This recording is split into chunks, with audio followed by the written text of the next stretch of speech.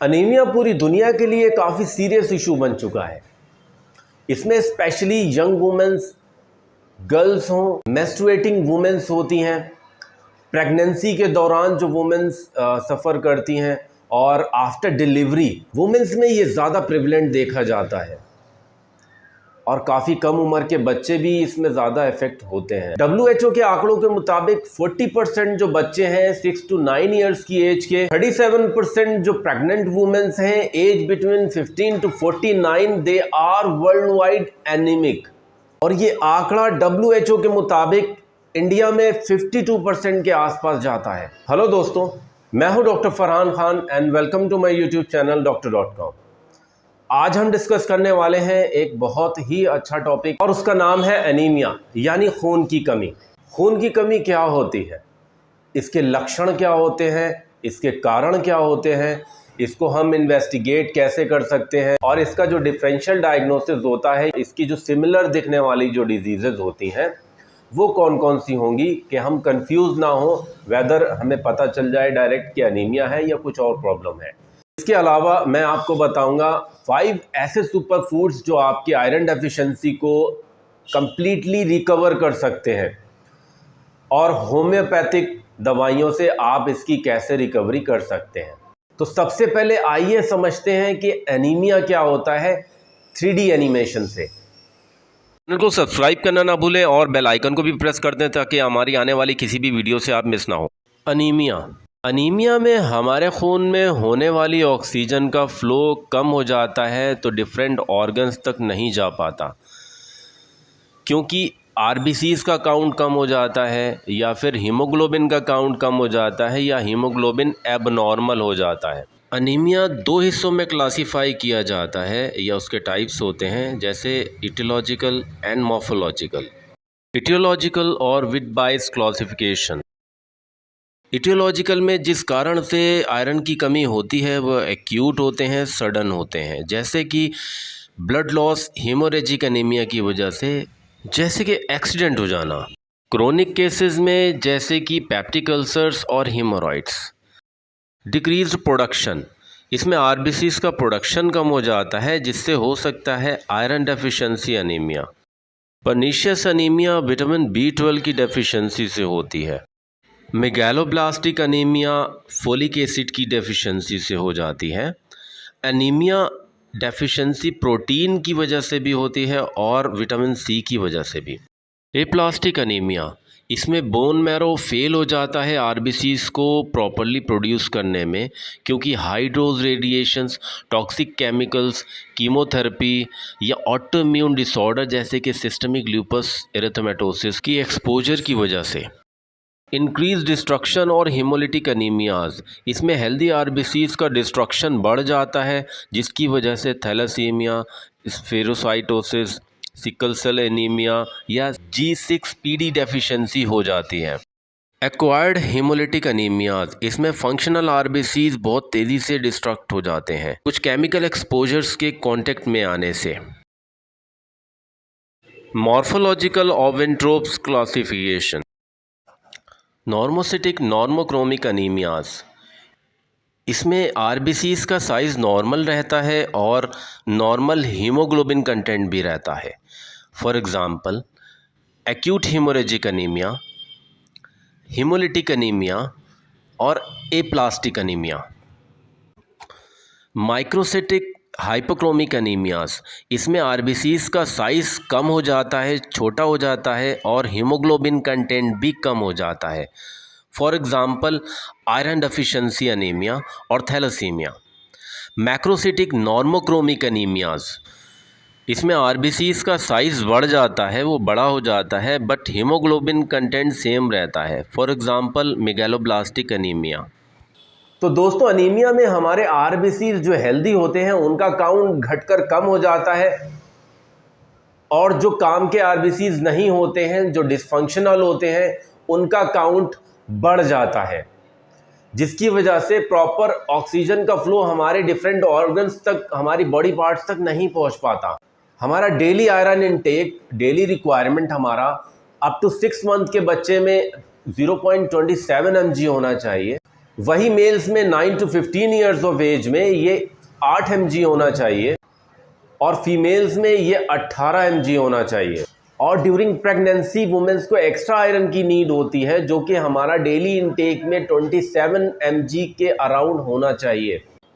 जब एनीमिया हो जाता है दोस्तों, तो हमारी बॉडी को 150 से 200 milligram iron per day require होता है। अगर प्रॉपर हम इनटेक इतना नहीं देंगे पर डे में, तो हमारी बॉडी में दोस्तों कुछ सिम्टम्स आने लगते हैं। तो आइए चलते हैं सिम्टम्स की ओर कि क्या क्या सिम्टम्स आते हैं।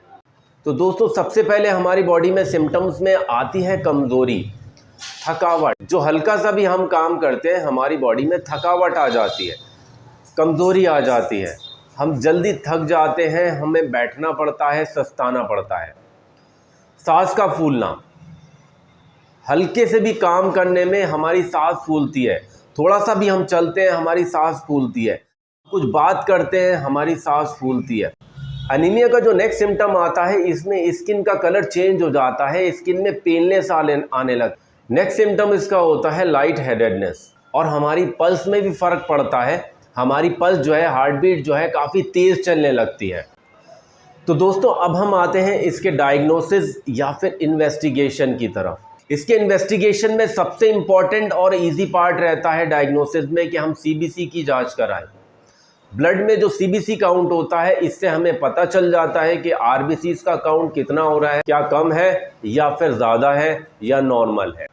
फिर हम हीमोग्लोबिन यानी एचबी काउंट करा सकते हैं, जो कि 13.2 से लेकर 16.6 ग्राम पर डीएल मर्दों में हो सकती है, 11.6 से लेकर 15 ग्राम पर डीएल तक महिलाओं में इसकी मानी जाती है रेंज।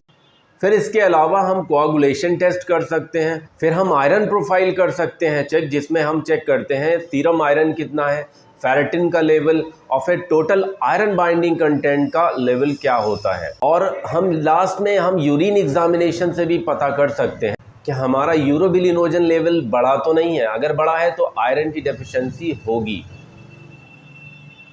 दोस्तों इसके अलावा काफ़ी सारे टेस्ट होते हैं, लेकिन ये मैंने आपको बहुत कॉमन बताए हैं। तो दोस्तों अब हम चलते हैं डिफरेंशियल डायग्नोसिस की ओर कि इससे सिमिलर लगने वाली डिजीज़ेस कौन कौन सी हो सकती हैं। कोई भी क्रोनिक डिजीज़ होती है, अगर वो लंबे समय तक चल रही है तो हमारे आयरन में प्रॉब्लम आ जाती है, हमारा आयरन डेफिशिएंट हो जाता है। फिर न्यूप्लेशिया है, कोई किसी तरह की इंजरी हो जाती है। न्यूट्रिशनल डेफिशिएंसी में अगर आयरन का इंटेक कम हो जाए तो भी प्रॉब्लम हो जाती है। जेनेटिक टेंडेंसी भी अगर हमारी बॉडी में है, आयरन को कम लेने की जो कैपेबिलिटी होती है बॉडी में, अगर वो कम है तो वो एक जेनेटिक रीज़न होता है। कुछ मेडिकेशंस के जो साइड इफ़ेक्ट्स होते हैं उनकी वजह से भी हमें आयरन की डेफिशिएंसी होने लगती है। और लास्टली बचता है केमिकल एक्सपोजर। केमिकल्स के एक्सपोजर के दौरान भी हमारा आयरन डेफिशिएंट हो जाता है। तो दोस्तों जैसे कि आप जानते हैं, हमारी बॉडी में ब्लड का रोल बहुत ज़्यादा इंपॉर्टेंट है लाइफ फंक्शनिंग के लिए। अगर ब्लड नहीं, आयरन नहीं, हीमोग्लोबिन नहीं, तो हमारी लाइफ भी नहीं। जैसे जैसे ये डाउन होता है वैसे वैसे हमारी लाइफ की एक्सपेक्टेंसी कम हो जाती है। तो मैं आपको बताऊंगा इसको रिकवर करने के लिए 5 ऐसे सुपर फूड्स जो आपकी आयरन डेफिशिएंसी को बहुत तेज़ी से बूस्ट कर देंगे। तो उसमें सबसे टॉप क्लास पे जो आते हैं उनमें से सबसे पहले नंबर मैं बताऊंगा आपको पोमग्रेनेट यानी कि अनार के बारे में। दोस्तों अनार में पॉलीफेनॉल होता है, एंटीऑक्सीडेंट्स होते हैं और नाइट्रेट्स होते हैं जो हमारे ब्लड में ब्लड काउंट को बढ़ाते हैं। तो दोस्तों सेकंड सुपर फूड इज चुकंदर, इसे हम अंग्रेजी में बीटरूट बोलते हैं।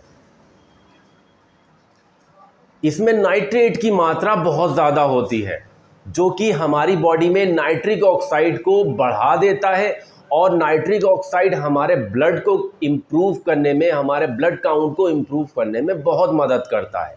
Third super food are every type of leafy vegetables. हर तरह की जो लीफी वेजिटेबल्स हैं, जैसे कि पालक हो गया, सोया हो गया, इस टाइप की जो सब्जियां होती हैं, पत्ते वाली सब्जियां, वो सब नाइट्रेट से भरपूर होती हैं दोस्तों। और नाइट्रेट हमारे ब्लड वेसल्स को वाइडन करता है, फैला देता है, चौड़ा करता है, और हमारे ब्लड काउंट को काफ़ी बढ़ाने में मदद करता है। Fourth super food is garlic. Garlic को तो आप सब जानते ही होंगे, लहसुन। यूजुअली हर घर में पाया जाता है। लहसुन में दोस्तों सल्फर कंपाउंड होता है और उसमें एलिसिन भरपूर मात्रा में होता है, जो कि हमारे टिश्यू में ब्लड को फ्लो करता है और हमारे बीपी को डाउन करता है। And the fifth last super food is cinnamon. Cinnamon में एंटीऑक्सीडेंट्स काफ़ी अच्छी मात्रा में होते हैं, जो हमारे ब्लड वेसल्स को डैमेज होने से बचाते हैं और ऑक्सीडेटिव स्ट्रेस को भी रोकते हैं। तो दोस्तों अब हम चलते हैं होम्योपैथिक दवाइयों की ओर, जिससे आपकी एनीमिया जो कंडीशन होती है, जो आयरन डेफिशिएंसी, जो कैपेबिलिटी बन जाती है बॉडी में, ये दूर करेगा और आपका एब्जॉर्प्शन बॉडी में आयरन का काफ़ी अच्छा कर देंगी। इसमें सबसे पहले हम दवाई का नाम लेते हैं आर्सेनिक एल्बम।